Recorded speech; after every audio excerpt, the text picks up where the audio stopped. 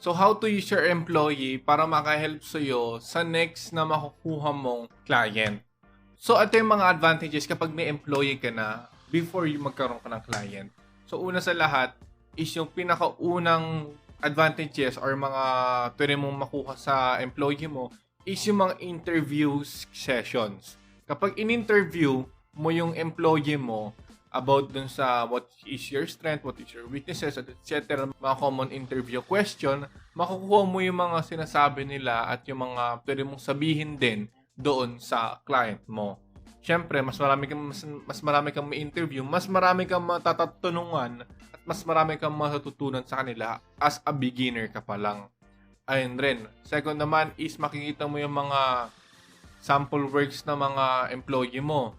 Siyempre, mas malaking advantage yun para mas makita mo ano ba yung quality ng work ng mga gantong mga tao. Para alam mo rin kung nasa phase ka na ba, nasa beginning phase ka na ba, intermediate phase ka ba, or nasa expert phase ka na ba, etc. At ang pangatlong pinaka-advantage mo talaga kapag may employee ka is kapag nagpapagawa ng test job as assurance na marunong ko talaga at as assurance na yung pinapakita mong portfolio is ganun ka talaga gumawa, is magpapagawa sila ng sample work if kaya mo ba yung ipapagawa nila in the future. Ngayon, kapag yung pinagawa nila sa'yo, tapos binigay mo kay employee mo, i-make sure mo na marunong si employee.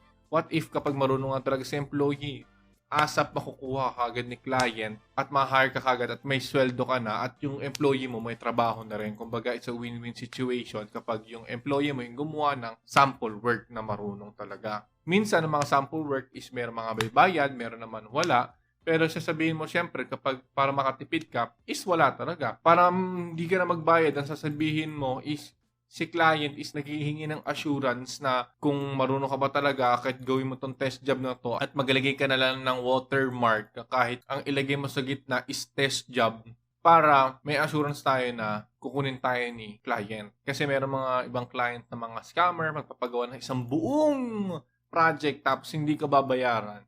So mas maganda na ibigay mo sa nila yung work na may watermark talaga para mas meron kang assurance at meron kang may ilalagay doon sa portfolio mo na ikaw na may magmamayari. So see you on the next lesson.